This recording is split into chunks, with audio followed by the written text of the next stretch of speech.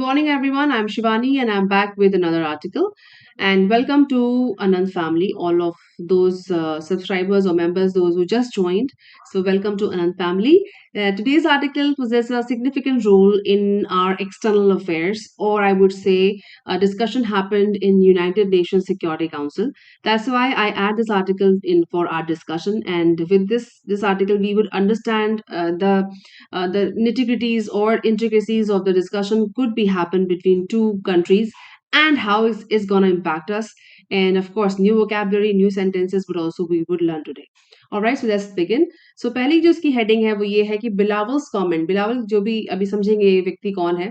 सो मतलब एक व्यक्ति का स्टेटमेंट आया है, अपोस्ट्रोफी सिंगल अपोस्ट्रोफी इसका मतलब है बिलावल, बिलावल का कमेंट मतलब टिप्पणी या कथन. Alright, on Modi, right, Modi ji पे एक कमेंट आया उसको, और कमेंट में जो मेजर इम्पैक्ट और नेगेटिव वर्ड यूज हुआ उसे कहते हैं अनसिविलाइज्ड. अनसिविलाइज्ड वर्ड यूज हुआ वहां पर, और इसका मतलब होता है असभ्य. और इंडिया ने ये इन्फॉर्मेशन हमको दी है, इंडिया के हमने जो हमको इन्फॉर्मेशन मिल रही है, या फिर ये इंडिया ने का मतलब है कि इंडिया ने कहा या फिर इंडिया के रेफरेंस से हमको मिला है, हमको पता चला है. ठीक है. नाउ दीज कमेंट्स आर, और एक चीज और है, इंडिया का मतलब ये है कि इंडिया जब वहां पे प्रेजेंट था तो उनको ये कमेंट मिला. Alright, and then they shared with us. तो obviously we are part of India, so हमें कहाँ से मिला, हमको एक्सटर्नल अफेयर से मिला और फिर एजेंसीज के द्वारा हमारे पास आया. तो ये कोलन का मतलब ये हुआ, इंडिया ने जो जो रेफरेंस दिया है, इन्फॉर्मेशन दी है, उसका यहाँ पे हमको इंडिकेशन दिया गया है. ठीक है. तो these comments are a new low. ऐसा ऐसा किसने कहा, जो ये कमेंट आया है, जो कथन आ रहे हैं, दीज कमेंट्स आर आए हैं, अ न्यू लो, एक नया निचला स्तर है, नया निचला स्तर है इवन फॉर पाकिस्तान, पाकिस्तान के लिए. प्रिपरेटर्स का मतलब जो तैयारी करते हैं, जो तैयारी करते हैं, जो प्रिपरेशन करते हैं, सारे कुछ प्लान की, उनको प्रिपरेटर्स यहाँ बोला जा रहा है. और 26/11 अटैक्स, दो 26/11 के जो अटैक हुए, जो हमले हुए, उनके एज वेल एज का मतलब है साथ ही मास्टरमाइंड ऑफ 1993 मुंबई ब्लास्ट, और 93 के जो मुंबई ब्लास्ट हमले हुए उसका जो मास्टरमाइंड था, all remain free in that country, says MEA spokes person. MEA का मतलब होता है मिनिस्ट्री ऑफ एक्सटर्नल अफेयर्स. इनके मिनिस्टर, जो हमारे स्पोक्स पर्सन का मतलब होता है प्रवक्ता. तो हमारे जो MEA के स्पोक्स पर्सन है, उन्होंने कहा कि वो सभी फ्री घूम रहे हैं, आजाद घूम रहे हैं इन दैट कंट्री, उस कंट्री में या उस देश में, किसमें, पाकिस्तान में.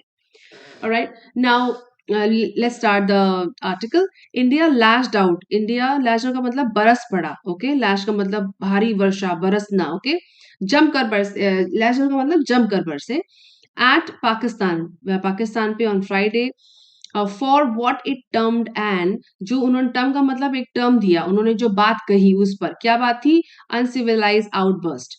अब जो शब्द मैंने आपको बताया असभ्य, उसके ऊपर आउटबर्स्ट का मतलब हुआ विस्फोट हो गया. राइट, इस टर्म के ऊपर वो जमकर उस पर विस्फोट कर दिया, विस्फोट हो गया by Pakistani foreign minister Bilawal Bhutto Zardari against prime minister Narendra Modi. उन्होंने मोदी जी के अगेंस्ट जो स्टेटमेंट दिया, किसने, अब ये बिलावल जो बंदा है वो कौन है, जिनको नहीं पता उनके लिए मैं कह रही हूँ, this person is Pakistan foreign minister. Right, विदेश मंत्री हैं जिनका नाम है बिलावल भुट्टो जरदारी. और उन्होंने मोदी जी के अगेंस्ट, जो हमारे प्रधानमंत्री जी हैं, उनके अगेंस्ट ये स्टेटमेंट दिया. और इसमें जो ये शब्द था वो बहुत ही नेगेटिव था. न्यू लॉ का मतलब एक जो पहले भी बहुत निचले स्तर के काम हो चुके हैं पाकिस्तान के द्वारा, पर ये दूसरा नया लॉ, नया लीस्ट लेवल उन्होंने क्रिएट किया, ये कहने के बाद, ये इसका मतलब है. Stating that cities across the world, stating that कहते हुए, जो ये कहते हुए, दैट सिटीज जो शहर हैं, अक्रॉस द वर्ल्ड, विश्व के अक्रॉस, पूरे शहर, पूरे विश्व को लेकर के, जो पूरे विश्व में है, बेयर द स्कार, ये एक हमारे पास ये फ्रेज आया, bear the scar. Bear the scar का मतलब होता है निशान सहना. ओके, इसका मतलब होता है निशान सहना. ठीक है, तो नेट से ले लेते हैं. सो जो ये बेयर द स्कार्स का मतलब होता है, जैसे किसी को चोट लग जाए, किसी को हिट हो जाए, तो एक वहां निशान पड़ जाता है. जब अगर बहुत गहरा कट हो तो उसके निशान नहीं जाते. तो वो मतलब है कि बेयर द स्कार्स, उसके निशान सह रहे हैं, ऑफ पाकिस्तान स्पॉन्सर्ड टेररिज्म. जो पाकिस्तान स्पॉन्सर का मतलब होता है प्रायोजक. राइट, सो जो पाकिस्तान जो स्पॉन्सर करता है आतंकवाद को, उसके निशान पूरे विश्व के शहर सह रहे हैं. राइट? क्योंकि हर जगह जो भी अटैक हुए यूएस से लेकर इंडिया तक, आप देखो तो कहीं न कहीं किसी न किसी शहर में पाकिस्तान के द्वारा जो टेररिज्म को प्रमोशन दिया जाता है, प्रायोजक है वो उसका, उसके सिस्कास सह रहे हैं कई सारे शहर विश्व के। इसका मतलब ये है। ठीक है? नाउ अब नेक्स्ट पैरा में आते हैं। The comments are a continuation of a heated exchange that began at the United Nations Security Council.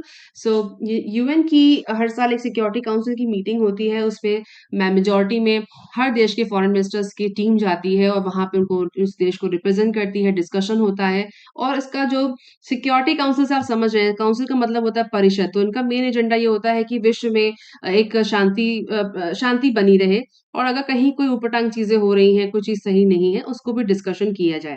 सो ये सिक्योरिटी काउंसिल की एक मीटिंग थी और डिस्कशन था, एक एक कन्वेंशन कह सकते हैं आप था। सो उसमें ये बातें हुई, और जो ये इस पैराग्राफ में लिखा है, these comments are a continuation, उस आगे उसी की रो में, राइट, उसी जो हीटेड एक्सचेंज का मतलब हुआ, एक गर्मा गर्मी का माहौल जो वहां चल रहा था, उसी के कंटिन्यूएशन में दैट बिगेन, शुरू हो गया eight the United nation security council. ठीक है?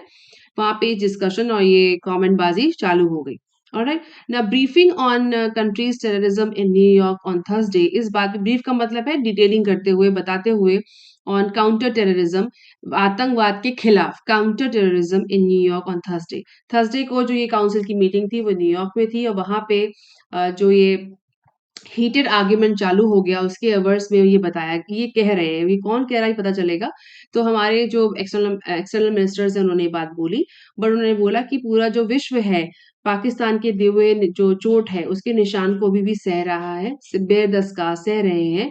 और ये क्यों होता है? क्योंकि वो जो उनका जो टेररिज्म है, आतंकवाद है, उसको वो सपोर्ट करते हैं, स्पॉन्सर करते हैं। नाउ और ये जो मीटिंग कहाँ हो रही थी, वो न्यूयॉर्क में हो रही थी on Thursday, where external affair ministers S Jaishankar and had describe, उन्होंने एक्सप्लेन किया, जयशंकर जो हमारे एक्सटर्नल मिनिस्टर हेड है, तो उन्होंने डिस्क्राइब किया, एक्सप्लेन किया Pakistan as the epicentre of terrorism. वो ये बोल रहे थे, और उसके साथ ही उन्होंने ये चीज बोली कि पाकिस्तान जो है वो क्या है, एपी सेंटर है आतंकवाद का। एपी सेंटर का मतलब क्या होता है? जैसे आप ज्योग्राफी में आपने देखा होगा ये वर्ड बहुत, जब भी कभी भूकंप आता है, आप देखिएगा नेक्स्ट टाइम से, तो एपी सेंटर वर्ड न्यूज में जरूर होता है, राइट? सो एपी सेंटर का मतलब होता है कि एक तो सेंटर हुआ, एक हुआ एपी सेंटर। मतलब आपको मैं थोड़ा सा ड्रॉ करके बता दूं कि जैसे कि आपका जो भूकंप का एक केंद्र होता है, और तो उसको एक तो सेंटर हुआ, और जब भूकंप यहाँ से शुरू होता है, ऊपर जाके एक सेंटर पे हिट होता है, फिर वो स्प्रेड करता है सब जगह, उसे कहते हैं एपी सेंटर। सो आप इसको, अगर हम ज्योग्राफी के लेवल से ना भी समझे तो ऐसे समझिए कि वो केंद्र है आतंकवाद का। और कॉन्टिन्यूएशन का एक बहुत, यहाँ मैं वर्ड लिख देती हूँ जो मैं अभी, कॉन्टिन्यूएशन, कॉन्टिन्यूएशन का एक बहुत ही अच्छा हिंदी वर्ड है, दैट इज विस्तार। ठीक है? उन्होंने विस्तार में बताया, उसी कॉन्टिन्यूएशन में बताया कि ये पाकिस्तान जो है वो एपी सेंटर है आतंकवाद का।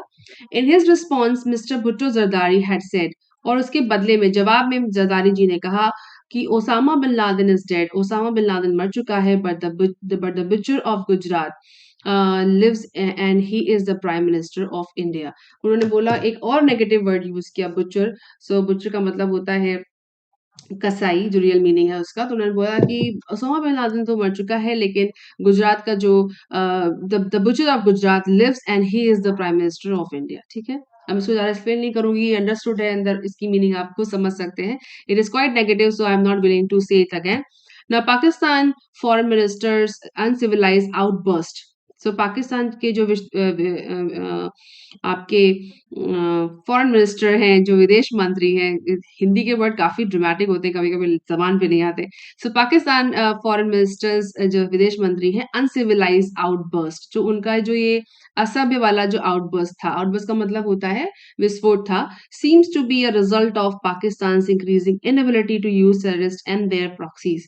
ये उन्होंने अपोस्ट्रोफी में बोला, किसने बोला? अरिंदम बागची। अब जो ये फोटो आप देख रहे हैं यहाँ पे, ये मिस्टर अरिंदम बागची की है, और इन्होंने ताबड़तोड़ जवाब दिया पाकिस्तान की सारी जो उनके मिनिस्टर थे उनकी बातों का, इसलिए इनको हाईलाइट भी यहाँ पे किया गया है।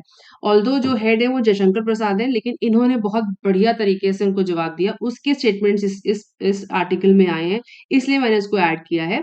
सो पाकिस्तान फॉरेन मिनिस्टर उन्होंने बोला कि पाकिस्तान के विदेश मंत्री का अनसिविलाइज्ड आउटबर्स्ट जो विस्फोट था एज सीम्स दिखता है टू बी अ रिजल्ट है, एक निर्णय है, एक परिणाम है पाकिस्तान की बढ़ती हुई इनेबिलिटी का मतलब होता है असमर्थता का to use terrorist and their proxies कि असमर्थता का जो जो आतंकवाद को अपने प्रॉक्सी की तरह यूज करते हैं। प्रॉक्सी का मतलब होता है अपनी जगह, राइट, अपनी जगह यूज करता है आतंकवाद को।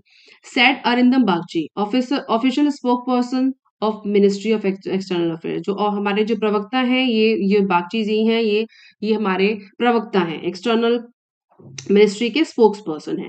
वी विश, फिर अपोस्ट्रोफी में मतलब ये स्टेटमेंट है, डबल अपोस्ट्रोफी में, वी विश दैट, हम आशा करते हैं कि पाकिस्तान फॉरेन के जो विदेश मंत्री हैं वुड हैव लिसन, उन्होंने ध्यान से सुना होता। हम आशा करते हैं कि काश उन्होंने सुना होता मोर सिंसियरली, बहुत ध्यान से, एकाग्र होके। यस्टरडे मतलब इस थर्सडे की बात हो रही है कि उन्होंने काश हम आशा करते हैं कि उन्होंने सुना होता at the UN Security Council to the testimony मतलब डिटेलिंग उसके बारे में पूरा चिट्ठा और मिस अंजलि कुल थे, मुंबई नर्स, एक मुंबई की जो नर्स है जिन्होंने who saved the lives of 20 pregnant women from the bullets of the Pakistani terrorist। उन्होंने बोला कि काश उनकी टेस्टिमोनी जो उन्होंने जो पूरा डिटेल दिया है काश सुना होता उन्होंने, तो उनको पता चलता कि मुंबई की जो नर्स है, एक नर्स है, उन्होंने 20 प्रेग्नेंट जो औरतों का, विमेन लिखा हुआ है, औरतों को बचाया पाकिस्तान के आतंकियों की बुलेट से, बंदूकों से। जिसमें जो बात हो रही है अजमल कसाब की, जो हम he is not live anymore but reference ले रहे हैं उसका। ना क्लियरली ये साफ है the foreign minister was more interested in white washing Pakistan rule. वो कह रहे हैं कि बिल्कुल क्लियर है कि फॉरेन जो विदेश मंत्री हैं, जो फॉरेन मिनिस्टर हैं पाकिस्तान के, वो वाज मोर इंटरेस्टेड, ज्यादा इंटरेस्टेड थे, ज्यादा इच्छुक थे वाइट वॉशिंग मतलब पुताई, सफेद पुताई, राइट, उसको ढकने में पाकिस्तान के रूल को। Mr. Bakchi further said the preparators of the 26/11 attacks, Hafiz Saeed, Masood Azhar, Sajjad Mir, as well as the mastermind of 93 Mumbai bomb blast, Dawood Ibrahim, him, all remained free in Pakistan। ये ऊपर वाली line है detail में कि ये सारे उन्होंने कहा, फर्दर का मतलब आगे कहते हुए उन्होंने बताया कि जो इन सब बड़े बड़े जो बॉम्ब अटैक्स हुए हैं, जो भी अटैक हुए 26/11 के या मुंबई अटैक हुए हैं, उनका जो मास्टरमाइंड है वो सब अभी फ्री घूम रहे हैं उनके देश में। Cities like New York, Mumbai, Pulwama, Pathankot, and London are among the many that bear the scars of Pakistan's sponsored and instigated terrorism। एक वर्ड है instigate का मतलब होता है बढ़ावा देना, ठीक है। तो स्कार वाला तो मैंने एक्सप्लेन किया है यहाँ पे कि बेयर द स्कैर्स का मतलब क्या होता है, निशान को सहना। और इसके अलावा और भी कई जगह के नाम रेफर करें, न्यूयॉर्क का नाम ले रहे हैं जो हमको पता है, ट्विन टावर अटैक हुआ था, मुंबई का ब्लास्ट हमको पता है, पुलवामा अटैक पता है, पठानकोट का अटैक पता है, लंदन अटैक बहुत बड़ा अटैक हुआ था। और अमंग द मेनी, उनमें से है, अमंग का मतलब होता है उनमें से, राइट, बहुत सारे हुए हैं, उनमें से एक है ये, सॉरी उनमें से कुछ के नाम ये बता रहे हैं।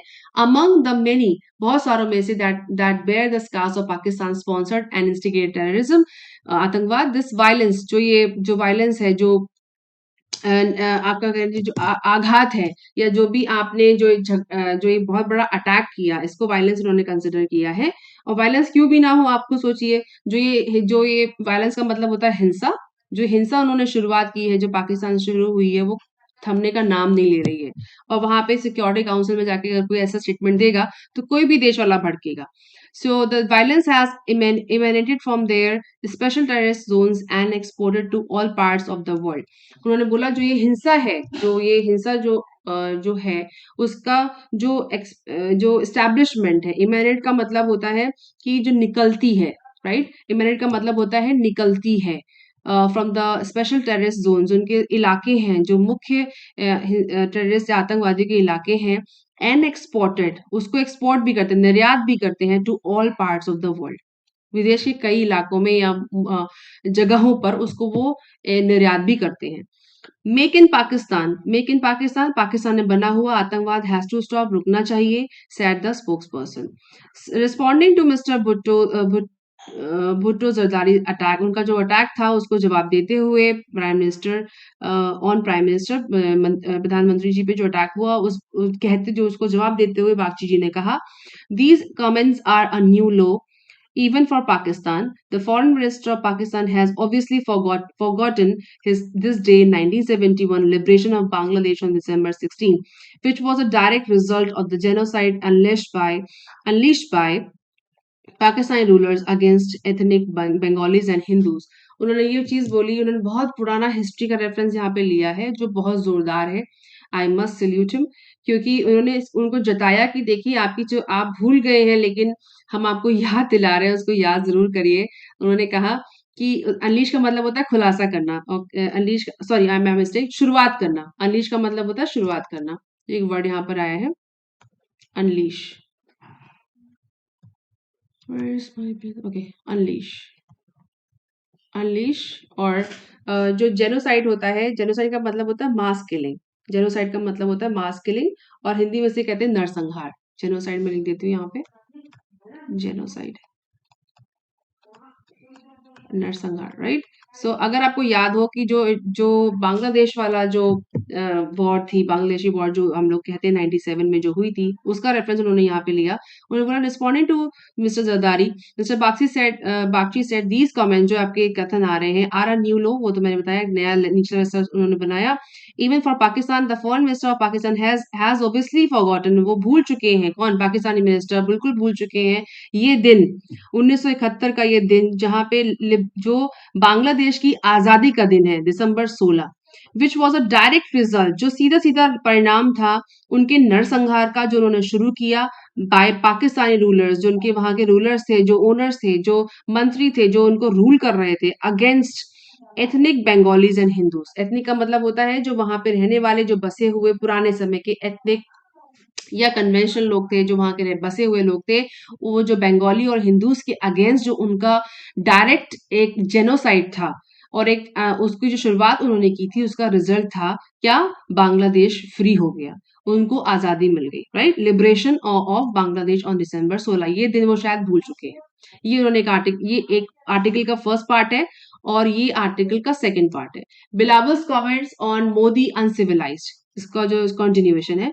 Unfortunately, Pakistan does not seem to have changed much in the treatment of its minorities. And उन्होंने कहा कि ये बहुत दुर्भाग्य की बात है कि पाकिस्तान अभी बदला नहीं है, ऐसा लगता है कि वो बदला नहीं है इन द ट्रीटमेंट। उसको मतलब ट्रीटमेंट का मतलब होता है उसका इलाज करना या उसको टेक केयर करना या उसका सोल्यूशन निकालना। ट्रीटमेंट ऑफ इट्स माइनॉरिटीज, जो उनके माइनॉरिटी के लोग हैं उनका ट्रीटमेंट करने में अभी उन्होंने does not seem to have change much, कुछ बदला नहीं है। जो उनकी वहाँ के माइनॉरिटीज हैं उनके ट्रीटमेंट में कुछ बदला नहीं है, पाकिस्तान ने कुछ चेंज नहीं किया है।